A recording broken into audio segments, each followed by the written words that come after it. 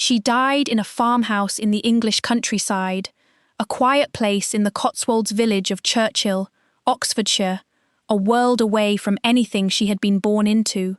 The woman in that farmhouse went by Mary. She had no servants. She asked for no press. Her neighbours knew her as a quiet older woman with a kind manner and an unusual art collection, and a husband considerably younger than herself. When she died on the 7th of February 1976, almost no one in England realised they had just lost the sole heir of one of the greatest private fortunes in American history.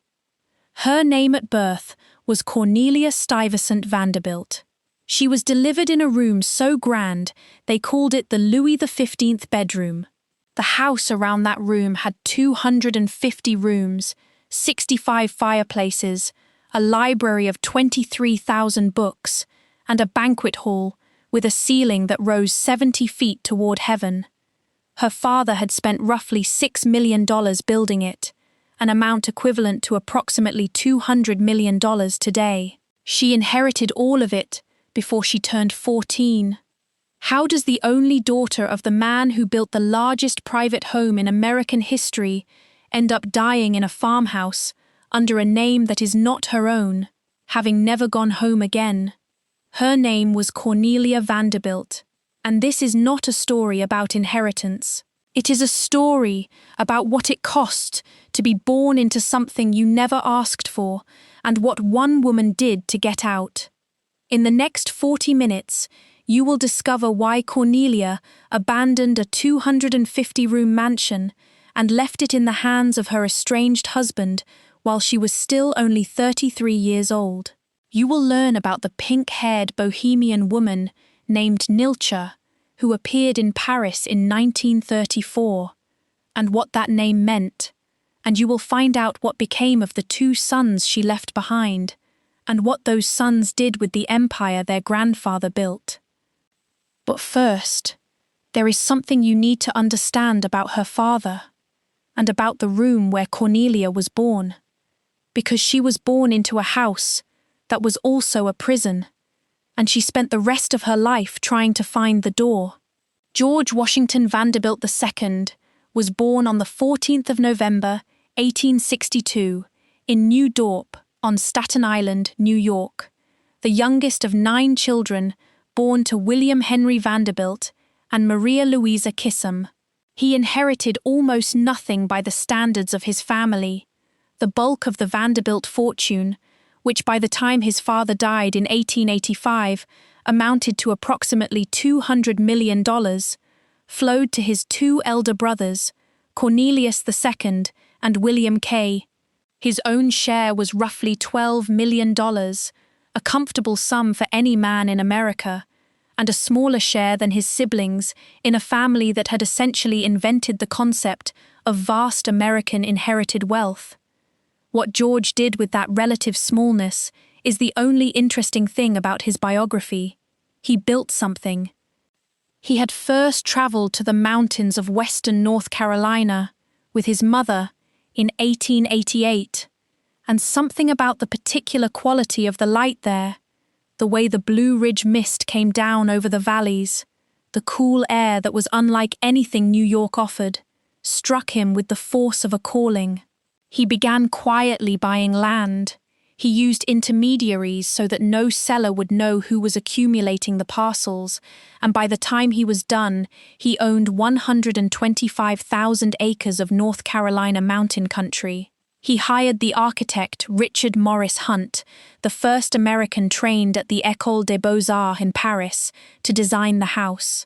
He hired Frederick Law Olmsted, who had already designed Central Park in Manhattan, to shape the grounds. Construction began in 1889 and consumed 6 years and an army of craftsmen, many of them brought from Europe, specifically for the project. The stone was Indiana limestone. The marble came from Italy.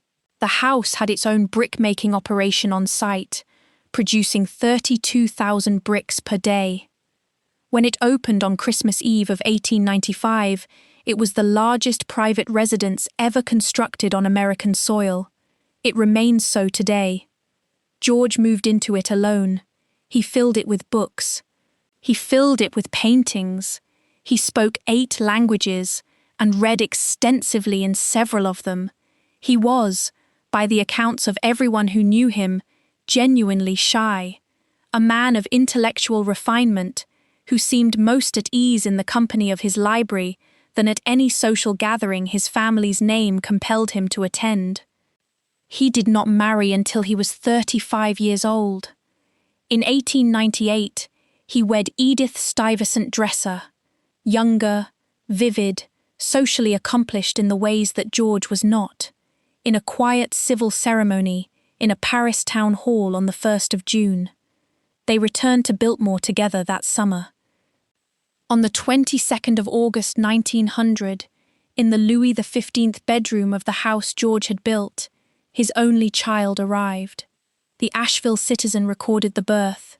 "A new star has appeared at famous Biltmore," the paper wrote, "and the charming mistress of this most gorgeous home is smiling upon her firstborn." The child grew up knowing the estate's 250 rooms as intimately as most children know their own neighborhoods. She played with the children of estate workers, was privately tutored, learned to ride. She had everything. Everything. That is, except a childhood that belonged to her. The estate was always the main character of any room she entered.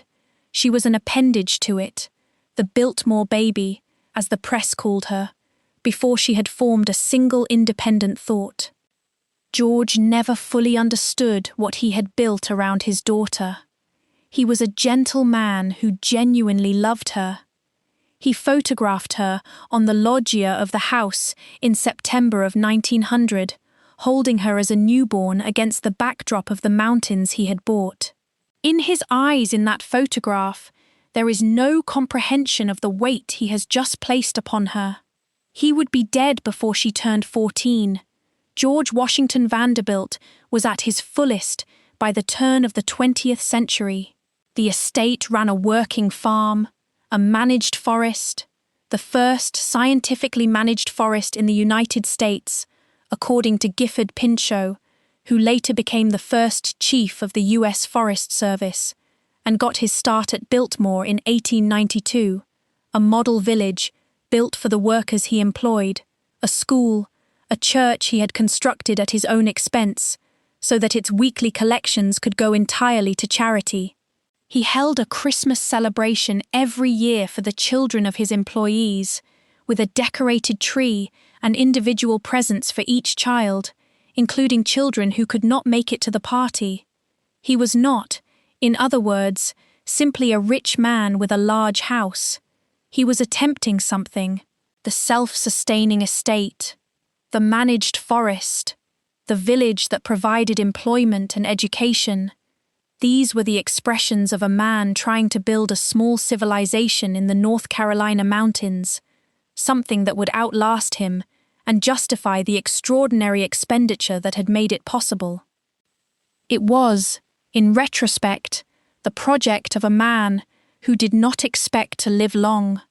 George had never been robust. He was described by contemporaries as slender and pale, prone to fatigue. In 1912, George and Edith booked passage aboard the Titanic for a return voyage from Europe. They changed their plans at the last minute. Edith later wrote to a friend that they were simply homesick and switched ships almost on impulse, sailing instead on the Olympic, Titanic's sister vessel. The Olympic departed before Titanic, and the Vanderbilts arrived in New York before the sinking. Their servant, Edwin Wheeler, however, was left to travel with their luggage on the original booking. Wheeler perished in second class. George seemed not to dwell on the near miss. He was too occupied with the estate. He continued his routines: the library, the farmland, the correspondence about forestry and horticulture that occupied much of his intellectual energy. He supervised everything. He was, by all accounts, entirely absorbed in the life he had constructed in the mountains. Within 2 years, that life would end. I told you George photographed his daughter as a newborn on the loggia of the house he had built. Hold that image. It returns at the end of this story. In the meantime, consider what Cornelia's earliest years actually looked like. The estate in those years ran with a permanent staff of hundreds. There were formal dinners, visiting intellectuals, hunting parties on the grounds. For a child who had no siblings, who played most often with the children of groundskeepers and kitchen workers, and who was the centerpiece of a household otherwise organized around the preferences of adults, Biltmore was an astonishing and somewhat lonely theatre. Cornelia later described her childhood in terms that the official estate history carefully softens. Other accounts use starker language. She was adored. She was also, in some fundamental way, alone. Before we go any further, you need to understand one thing about George Vanderbilt. He left his daughter everything, and he left her nothing. His will, probated in Washington, D.C., in the weeks after his death in 1914, established a trust for Cornelia.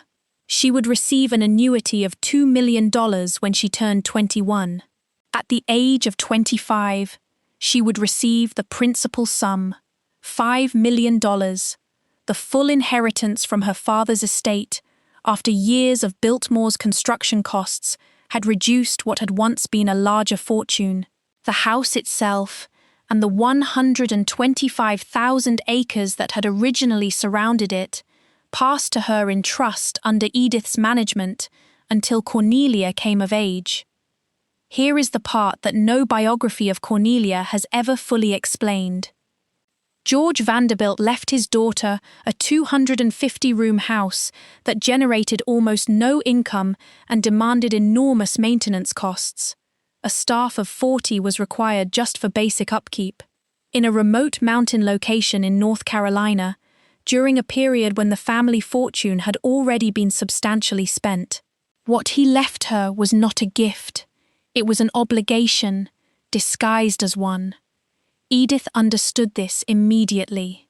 Within months of George's death, she began selling the estate's land back to the federal government at $5 per acre. Approximately 86,000 acres of the original Biltmore property were transferred to the United States Forest Service in this way, forming the core of what became Pisgah National Forest. The decision was described publicly as fulfilling George's wishes for the land. It was also the only financially rational response to the situation Edith and her teenage daughter had been handed. George had loved his estate with absolute sincerity. He had believed in it as a project, not merely a possession. But he had organized it around his own intellectual and aesthetic passions: the library, the forestry experiments, the art collection, and had not built into it any mechanism for generating the revenue required to sustain those passions once he was gone. The Vanderbilt fortune that had made Biltmore possible was already largely spent. The trust income that Cornelia would eventually inherit was a fraction of what construction alone had cost. What George left his daughter, in other words, was his dream, intact and unmaintained and terrifyingly expensive. There is a document in the Biltmore archive, a letter from Edith to her friend Emily Ford Skeel, written in the weeks after George's death, in which Edith describes the financial situation with extraordinary frankness for a woman of her era and social position. The letter's contents have not been extensively publicized. What Edith wrote was not grief exactly. It was closer to an accounting. A careful woman trying to understand what she had inherited along with her mourning. Cornelia was 13. She did not yet know what the house would ask of her. She would spend the next 20 years finding out. George Vanderbilt fell ill in late February of 1914. He had been in Washington, D.C., where the family maintained a residence at 1612 K Street, a house that served as their base when business or social obligations required presence in the capital. The illness was an inflamed appendix, and the surgery to address it was performed in Washington rather than at Biltmore. Appendectomies in 1914 were not the routine procedures they later became, but neither were they especially unusual. George appeared to be recovering. He was not. On the 6th of March, 1914, at his Washington residence, George Washington Vanderbilt II died. He was 51 years old. Present with him at the time of his death were Edith and Cornelia. The cause, established in subsequent medical reporting, was a pulmonary embolism, a blood clot in the lungs, a complication of surgery that the medicine of the era had no reliable way to prevent or detect before it became fatal. He had seemed, the day before, to be improving. Cornelia was 13 years and 6 months old. The New York Times ran the story on the 7th of March. G.W. Vanderbilt dies suddenly, seemed to be recovering from operation for appendicitis when heart failed. The subheading did not quite capture the medical reality. It was the lungs, not the heart, but it captured the essential shock of it. A man who had seemed to be recovering was simply gone. Now here is the detail I am going to ask you to carry forward with you for the next several sections of this story. Cornelia did not speak publicly about her father's death. Not in 1914, not in the decades that followed, not in any recorded interview or documented correspondence that has been made available to researchers. The girl who had been photographed on her father's arm in the loggia of the great house, who had spent her first 13 years inside the civilization he had built in the mountains, produced no recorded statement about his loss that has survived in the public record. She was present at his death. She went silent about it. That silence is not nothing. It is, in fact, one of the most legible things about her. If you have ever watched a child lose the parent who made the world make sense, you know what that silence can cost. The grief that has no language finds other languages. It finds behavior. It finds distance. It finds, eventually, the act of walking out a door and not looking back. I am getting ahead of myself. The walking out of the door is still 20 years away. But it begins here, in a house in Washington, D.C., on the 6th of March, 1914, when the man who had built the greatest private home in America died in a room that was not it, attended by a wife and a daughter, while the house he had built stood empty in the mountains. The estate did not know yet what it had lost. Neither did the girl. Edith Vanderbilt was 31 years old when her husband died. She was also, by every account, an exceptionally competent woman in a social environment that did not always make competence easy to display. She moved Cornelia to Washington, D.C., where the girl enrolled at the elite Madeira School, formerly Miss Madeira's School for Girls, one of the finest private preparatory academies in the country. Cornelia graduated with the class of 1919, having studied history, English, Latin, French, mathematics, art history, sociology, and gymnastics. She briefly attended the University of North Carolina afterward, though she left after approximately a year, privately tutored thereafter in the way that girls of her class were expected to supplement formal education with private refinement. What Edith was doing, in the meantime, was remarkable. She managed the transition of the estate with a level of practical intelligence that the historical record consistently undervalues. She negotiated the land sale to the federal government. She maintained the working portions of the estate. She organized the household that had previously organized itself around her husband's intellectual passions and redirected it toward the simpler goal of survival. And she did it while raising an only child whose inheritance was a 250-room house in the mountains. There is something the estate histories do not dwell on, and it is this: Edith eventually remarried. In 1924, the same year as Cornelia's wedding, Edith married Peter Golet Gerry, a United States senator from Rhode Island. The two marriages overlapped, at least in timing, and the sequencing matters. Cornelia was married in April of 1924. Edith remarried sometime later that year. Whether the two women discussed these decisions together, whether the daughter's marriage was in some sense a permission that freed the mother, is not documented. What is documented is that both women moved on in the same calendar year. The household staff later reported, in accounts preserved in several regional historical collections, that Cornelia, during her years at Biltmore, after George's death, was quiet, not unhappy in any way they could name specifically, but contained. She rode horses. She helped manage the estate's charitable activities with a dedication that echoed her father's. She organized charity galas for the Biltmore Hospital after it burned down. She was, by every outward measure, a model of the philanthropic heir. She had no privacy. Every birthday became a public occasion of extraordinary scale. A fancy dress ball in 1920, for which guests arrived at Biltmore in hundreds, dancing in the sunken garden to an Atlanta orchestra. Supper served at midnight in the banquet hall, with its 70-foot ceiling. Cornelia arriving by closed sedan chair, carried by 4 attendants, emerging in period costume.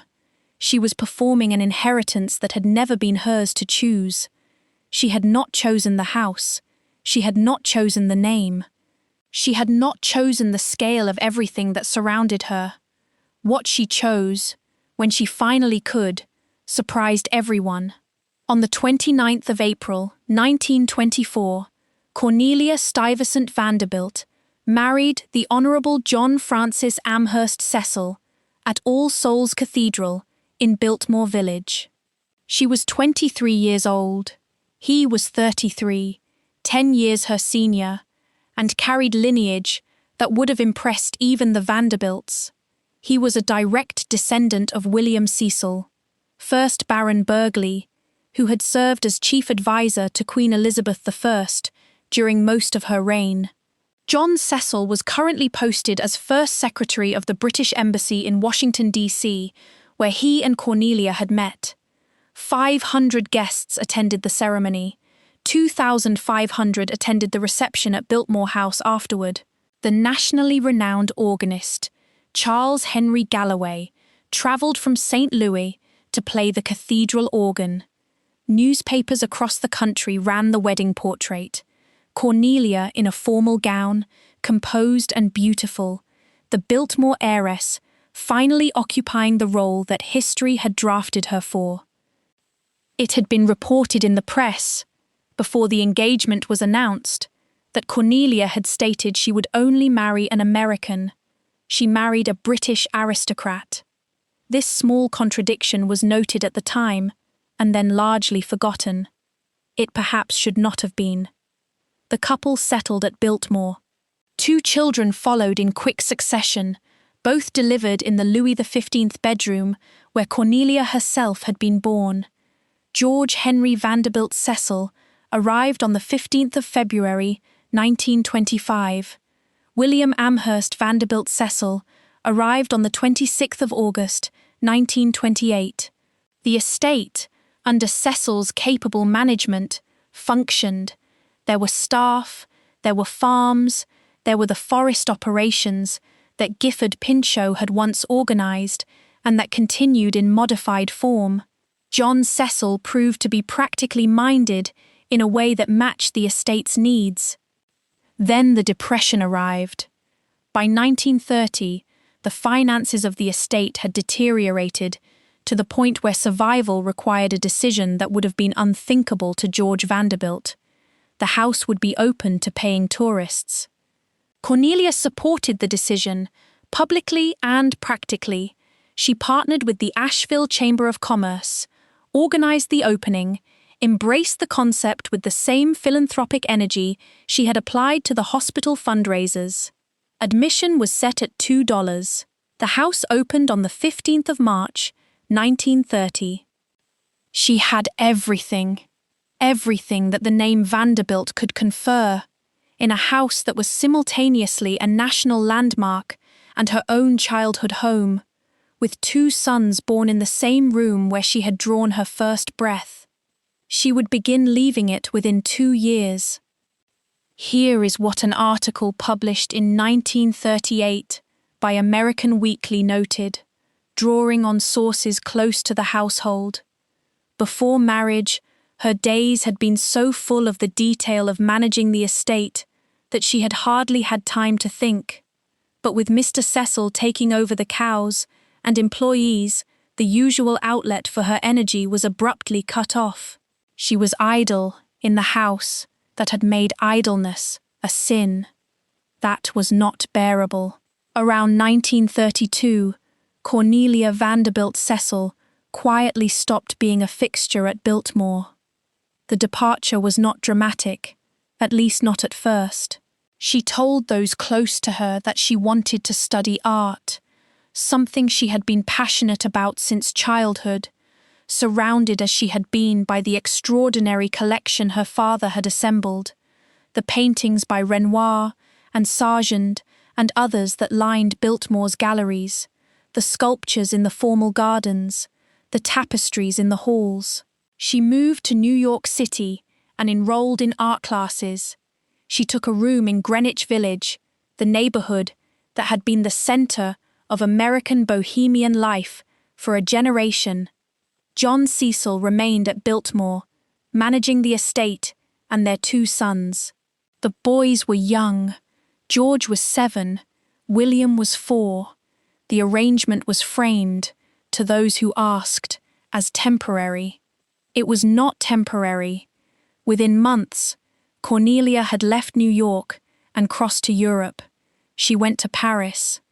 And in Paris, she did something that became the most discussed fact of her biography, and also, paradoxically, the least understood one. She dyed her hair bright pink. She also changed her name, not to a variation of Vanderbilt or Cecil or Stuyvesant. She chose the name Nilcha. The choice, as recorded in contemporary newspaper accounts, was driven by numerology, a belief system that assigns significance to the numerical values of letters and uses those values to determine what names carry the correct vibrational energy for a given person. The article that documented the name change quoted her directly. She dyed her hair a bright pink, explaining that that was her proper color aura, according to the findings of numerology. Also, for numerology's sake, she changed her name to Nilcha. This detail has been treated by subsequent writers as evidence of eccentricity, and in the 1930s it was treated as evidence of scandal. The heiress who had gone strange in Paris, the woman who had abandoned a historic American estate to follow numerological whims. The press mocked it. Her social circle in Asheville was baffled. But consider what the choice actually represented. She had been named Cornelia before she could form a preference. The name honored her family. The name was a performance of inheritance. Cornelia was what the Vanderbilt estate required of its sole heir. It was a name with architectural dimensions, a name that announced lineage before its bearer could open her mouth. To rename oneself was to refuse that structure. Nilcha was nobody's heir. Nilcha had no obligations to any mountain house in North Carolina. Nilcha had pink hair and a room in Paris and a life she had chosen rather than inherited. This was not eccentricity. This was surgery. In 1934, Cornelia obtained a divorce from John Cecil in Paris. The proceedings were described by those involved as amicable. Cecil returned to Biltmore, where he remained as manager until his death in 1954. Cornelia did not return to Biltmore. She never went back. The 1930s in Paris were not, by any reasonable historical measure, a safe decade to be a woman reinventing herself. The Depression had hollowed out economies across Europe. Fascism was reorganizing the continent. The city Cornelia arrived in was vibrant and anxious in equal measure. The left bank cafes still full of expatriate artists and writers, but with a rising political darkness pressing in from the edges that everyone noticed and no one quite believed would arrive where it did. Cornelia arrived and stayed and became someone. She is described by Grokipedia, drawing on documented accounts, as immersing herself in the cultural scene of the Latin Quarter, becoming known as a patron of various arts, forming connections with emerging artists and the residents of the artistic community on the left bank. She was not, by any account, simply spending money in Paris the way that wealthy Americans sometimes spent themselves abroad. She was engaged. She painted. She moved through the city's art world, not as a tourist, but as a participant. She also, during this period, engaged in what one source describes as a lengthy, complicated romance with a Swiss artist named Guy Beyer. The nature and duration of that relationship are not extensively documented. What is documented is that it ended, and that afterward Cornelia continued living in Europe, moving through Paris and London, continuing to use the name Nilcha, and building a life that bore essentially no resemblance to the one she had been born into. Her sons, George and William, were educated during this period in Switzerland and England, boarding schools, the standard arrangement for children of the Anglo-American aristocratic class. They returned to Biltmore for holidays. They grew up shaped more by their father's presence at the estate than by their mother's, because their mother was an ocean away. This is the payoff of the first of the 3 details I asked you to carry. Remember the silence, the absence of any recorded comment from Cornelia about her father's death. The silence about George Vanderbilt became the silence of distance from Biltmore, which became the physical silence of an ocean between a mother and her sons. The pattern that began on the 6th of March, 1914, in a house in Washington, D.C., extended across the Atlantic and across a generation. Before the war reached Paris, and it reached Paris on the 14th of June 1940, when German troops entered the city, Cornelia had already established what she called the Mrs. Smith Fund, an anonymous charitable trust offering support to those in need. The choice to run it anonymously is significant. She was Nilcha. She was Mary, a name she began adopting during this period. She was many things. She was not going to be Cornelia Vanderbilt in public. She had been that person her entire childhood, and it had not, in the end, felt like a person at all. It had felt like a house. After the German occupation of Paris in 1940, Cornelia relocated to London, where she would spend most of the remaining decades of her life. She went by Mary now, almost exclusively. She was living quietly, modestly by the standards of her inheritance, in a city that was being bombed.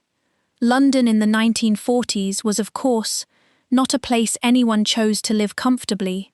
It was a place people survived. Cornelia survived it. She continued her charitable work under the anonymity of the Smith Fund name. She collected Asian art with a connoisseur's eye and a curator's patience, building over decades a collection that would eventually be gifted to the Victoria and Albert Museum.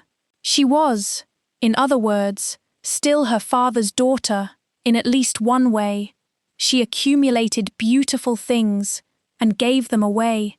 But the figure who most shaped the final chapter of her life was not a lover or a family member or an artist she patronized. He was a slight, serious man named Edward Adamson, born in 1911 in Sale, near Manchester. The son of a manufacturing family, trained in fine art at the Bromley School of Art in London, and the person who is now considered the father of art therapy in Britain. Adamson had taken up a post at Netherton Hospital in Surrey in 1946, working as the first artist employed in the National Health Service. His salary was £1,000 per year.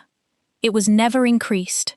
His post was not officially recognised, which meant the hospital could not raise his pay without it exceeding the salaries of the doctors. Adamson ran an open art studio at Netherton, where people confined to what was then still called an asylum could paint freely, a radical act in an era when such confinement typically meant bleak dormitories and enforced idleness. Cornelia found Adamson, or he found her. By the 1960s and 70s, she had become a friend and financial backer of his work. She attempted, through the mechanism of the Mrs. Smith Trust, the same anonymous charitable instrument she had created in the 1930s, to fund Adamson's post at Netherton and to provide facilities for the Adamson Collection, the extraordinary archive of work created by the patients who painted with him. The hospital turned the offer down. The reason given, documented in correspondence now held in the Edward Adamson Archive at the Wellcome Library in London, was that the increased salary would exceed that of the doctors. They refused the money. Adamson kept art therapy alive largely at his own expense. Cornelia kept funding what she could. Here is the woman that Biltmore's official history somewhat underplays. Not a flamboyant escapee from American aristocracy, but a woman who had spent 40 years quietly building the life she actually wanted. One organized around art, mental well-being, anonymity, and the genuine relief of other people's suffering. The estate she walked away from drew hundreds of thousands of tourists per year. The work she walked toward saved nobody's life in a way that could be quantified. She preferred the second kind. George Henry Vanderbilt Cecil was born in the Louis XV bedroom at Biltmore on the 15th of February, 1925. His brother, William Amherst Vanderbilt Cecil, was born in the same room 3 years later, on the 26th of August, 1928. Both boys were thus born in the room where their mother had been born, in a house their grandfather had built, in a lineage that moved through rooms as through time. The same limestone walls, the same painted ceiling above the same carved bed, generation upon generation. Their mother left when George was 7 and William was 4. The official accounts describe this carefully. The Biltmore website states that the couple's 2 sons continued spending time with both parents. The sons were educated in Switzerland and England. They returned to Biltmore for holidays and summers. They grew up between their father's careful management of the American estate and their mother's quiet European existence. They grew up, in other words, without a fixed home, in the emotional sense, even as they occupied one of the most famous fixed homes in the country. This is the second teaser I asked you to carry. The boys were born where their mother had been born. The question was whether that would bind them to the estate, or whether the pattern of departure would repeat itself. It split them. George Henry, the elder, chose the land. When the inheritance was finally divided, George took the estate's farmland and the Biltmore Farms Company, the agricultural operations, the revenue-generating portions of the property. He married Nancy Owen and eventually had 6 children, one of whom, John Cecil, became president and CEO of Biltmore Farms. George Henry Vanderbilt Cecil died in 2020, having lived 95 years and having spent most of them connected to the land his grandfather had bought. William, the younger, was left with the house. Biltmore House, the 250-room chateau, the banquet hall with the 70-foot ceiling, the library with 23,000 books, the swimming pool and the bowling alley, and the 65 fireplaces became William's responsibility. He is the one who saved it. Through the 1960s and 70s, when the estate might easily have been sold or demolished, William Cecil applied the kind of marketing intelligence that his grandfather had never needed to think about. Newspaper advertisements, free recipe offers that became so popular he began charging a quarter for them, careful cultivation of the estate's identity as a tourist destination. He turned it into a business. He married Mary Lee Ryan, whose mother was Janet Norton Lee's sister, making her a first cousin of Jacqueline Kennedy. He had 2 children. His son William Cecil Jr. is the current president of the Biltmore Company. As for Cornelia, her sons grew up without her in the country they had been born into. She never came back. When William Cecil Jr. walks those halls today, he is the 5th generation of George Vanderbilt's descendants to be shaped by a house that shaped everyone who entered it, including, and especially, the woman who was born there and spent her life escaping it, Cornelia Stuyvesant Vanderbilt, who was also Nilcha, who was also Mary, married for the 2nd time on the 13th of October, 1949. Her 2nd husband was Captain Vivien Francis Bulkley Johnson, born in 1891, a military man who had served as aide-de-camp to the 9th Duke of Devonshire when the Duke was Governor-General of Canada during the First World War, and who had subsequently worked in the offices of the Imperial War Cabinet and later the Air Ministry. He was 58 years old at the time of the marriage. She was 49. The ceremony took place at the Kensington Registry Office in London, attended by exactly 4 witnesses. No press, no organist from St. Louis, no 2,500 guests at a reception in a historic chateau. They walked in, signed the register, and walked out. This was the marriage she had wanted in 1924, and had not been permitted to have, because in 1924 she was Cornelia Vanderbilt, and Cornelia Vanderbilt's wedding was by definition a public event. She went by Mary during these years. She and Bulkley Johnson lived quietly in London. She continued her charitable work.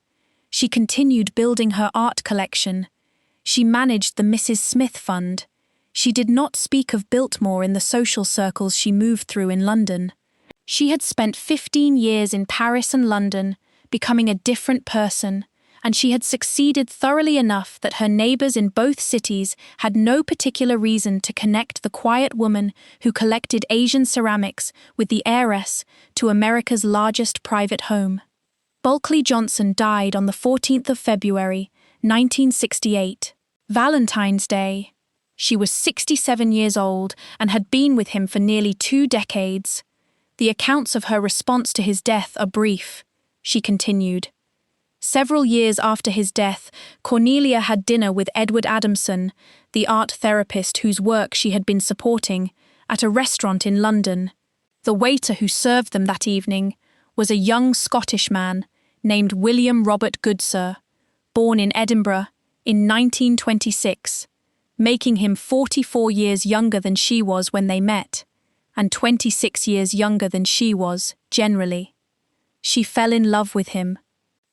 In September of 1972, at the age of 71, Cornelia married William Goodsir in a private ceremony in Malden, Essex.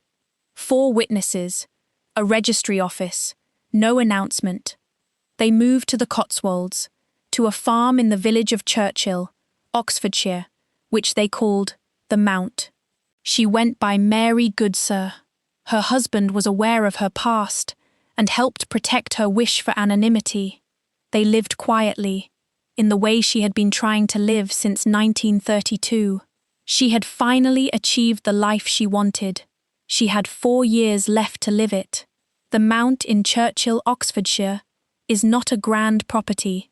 The village of Churchill sits in a gentle valley in the Cotswolds, the kind of English countryside that is picturesque without announcing itself. Stone walls, rolling fields, the particular quality of English light in winter that comes in low and soft and almost apologetic. The farm was modest. The woman who lived there was modest. She collected art. She supported charitable causes. She went by Mary. She did not tell the neighbours about Biltmore. She did not tell them about the Louis XV bedroom where she had been born, or about the 70-foot banquet hall ceiling, or about the library with its 23,000 books in 8 languages. She did not tell them about the pink hair and the Paris years and the name Nilcha. She had lived 4 lives under 4 names, and she had arrived, at the end, at a 5th. C. Mary Goodsir, the name under which her will was probated in London on the 6th of December, 1976. She died on the 7th of February, 1976, at the Mount in Churchill. She was 75 years old. Her ashes were placed at a church near the farm. When her husband William Goodsir died in 1984, 8 years after Cornelia, her ashes were placed on his casket and buried with him at St. Peter's Churchyard in South Ronaldsay, in the Orkney Islands of Scotland. The Orkney Islands are approximately as far from the Blue Ridge Mountains of North Carolina as it is possible to be while remaining on the surface of the earth. Now here is the detail that returns from the beginning of this story. When George Vanderbilt photographed his newborn daughter on the loggia of Biltmore House in September of 1900, he held her against the backdrop of the mountains he had bought. The photograph shows a man of immense satisfaction. He had built something extraordinary, and now he had someone to give it to. He did not, in that photograph, appear to wonder whether she would want it. The house he built still stands. 2 million visitors walk through it every year. They pass through the Louis XV bedroom and are told that Cornelia Vanderbilt was born here, that her sons were born here, that it was this room that anchored 3 generations of a family to the estate. They see the fireplace, the painted ceiling, the massive bed with its carved posts.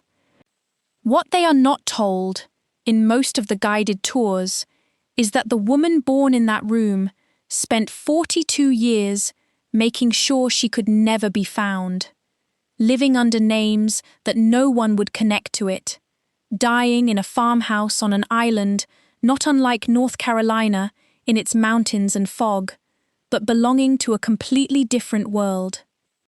George Vanderbilt built the greatest private house in American history. His only daughter spent her life getting out of it. She never went back. John Francis Amherst Cecil, Cornelia's first husband, spent the years after the divorce of 1934 managing Biltmore largely alone. He ran the estate, managed the tourist operation that had opened in 1930 and then largely closed again during the Second World War, and raised his 2 sons during their school holidays. He died at Biltmore in 1954, having spent 20 years in the house that his wife had walked out of. During the Second World War, Biltmore had served an extraordinary purpose. It had been used to house artworks evacuated from the National Gallery of Art in Washington, D.C., including paintings by Raphael, Rembrandt, and Gilbert Stuart's famous portrait of George Washington. The Blue Ridge Mountains were considered sufficiently remote to protect the works from any conceivable enemy attack. George Vanderbilt's monument to intellectual ambition had become, temporarily, a vault. After the war, the estate was essentially dormant as a tourist destination. It was William Cecil, the younger of Cornelia's 2 sons, left with the house while his brother took the land, who revived it. He had been educated in England and Switzerland, had grown up between his absent mother's Europe and his father's management of Biltmore, and had returned as an adult to the problem of the house with the kind of fresh perspective that distance sometimes produces.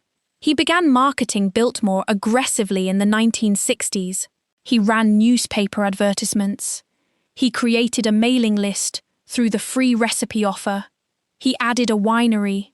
He turned the estate into a commercial enterprise rather than a historical burden. Today, the Biltmore Company generates approximately $50 million per year in revenue and employs more than 2,000 people. William Cecil died in 2017. His brother, George Henry, died in 2020. Their children and grandchildren continue to run the company. And here is the third detail I promised you at the beginning of this story. Cornelia's art collection, the Asian ceramics and works she had accumulated over decades in London, the collection she had built in the same spirit her father had built his at Biltmore, a collection organised around personal taste rather than inheritance, was gifted to the Victoria and Albert Museum after William Goodser's death in 1984. The proceeds from the sale of certain other works went to the Mount Trust, which was eventually merged with the Mrs. Smith Fund into a single charitable entity that still exists today as the Mrs. Smith and Mount Trust, supporting mental health and well-being in disadvantaged communities across the southern United Kingdom.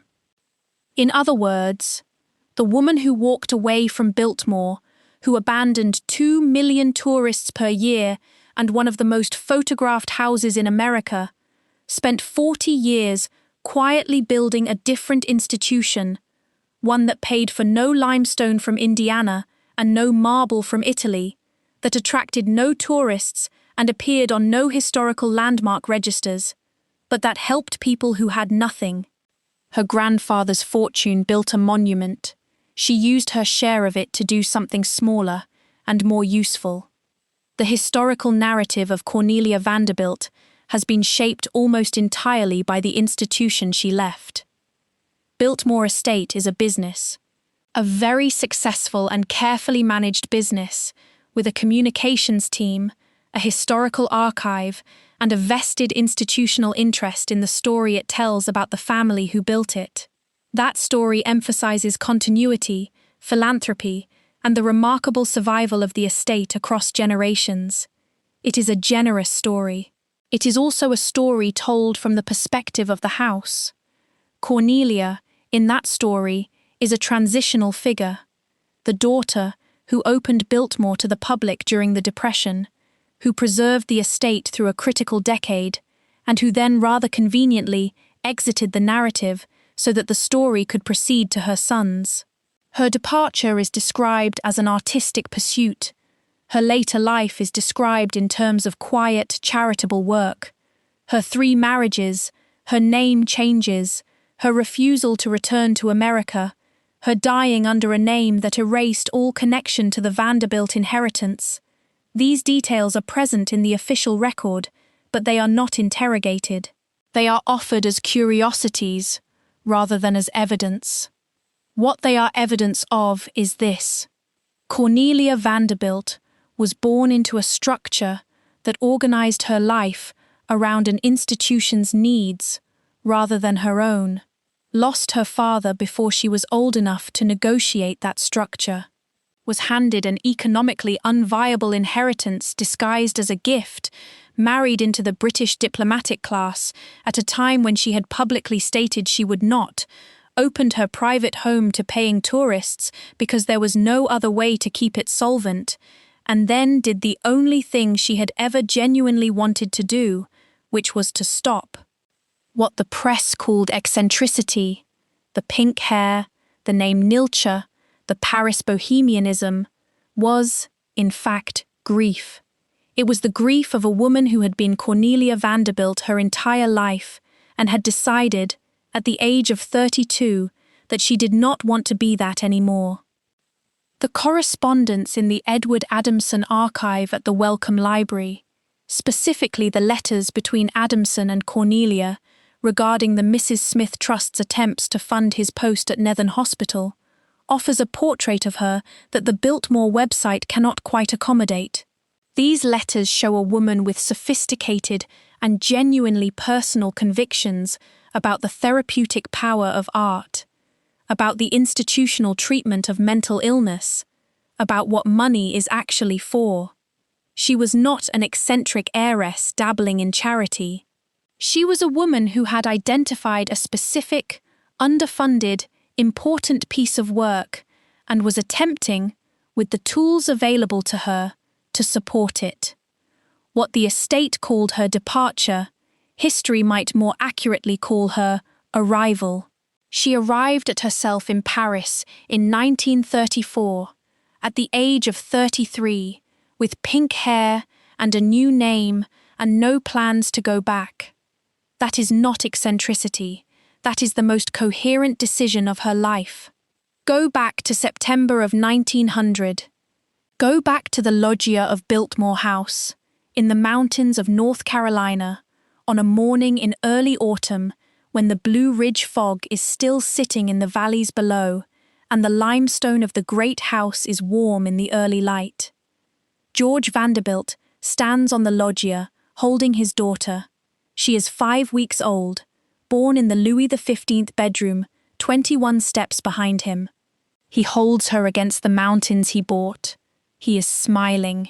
He has everything he built: the 250 rooms, the 65 fireplaces, the library of 23,000 books, the managed forests, the experimental farms, the village he constructed for his workers, the church whose collections go entirely to charity. He has it all. And now he has her. He does not know, cannot know, could not have been expected to know, that the girl in his arms will spend her entire adult life in the act of leaving the place where he is standing, that she will move to New York, and then to Paris, and then to London, and then to Oxfordshire, each move a step further from the loggia, and the limestone, and the mountains he loved, that she will die under a different name, in a farmhouse, buried eventually in the Orkney Islands, in a church attended by people who knew her as Mary Goodsir and had no particular reason to know anything else. How does the only daughter of the man who built the greatest private home in America end up dying in a farmhouse under a name that is not her own? She ends up there because the house was built for the man who built it, not for the child who was born into it. George's dream was fully realized. His daughter's life was the cost. This is not a condemnation of George Vanderbilt.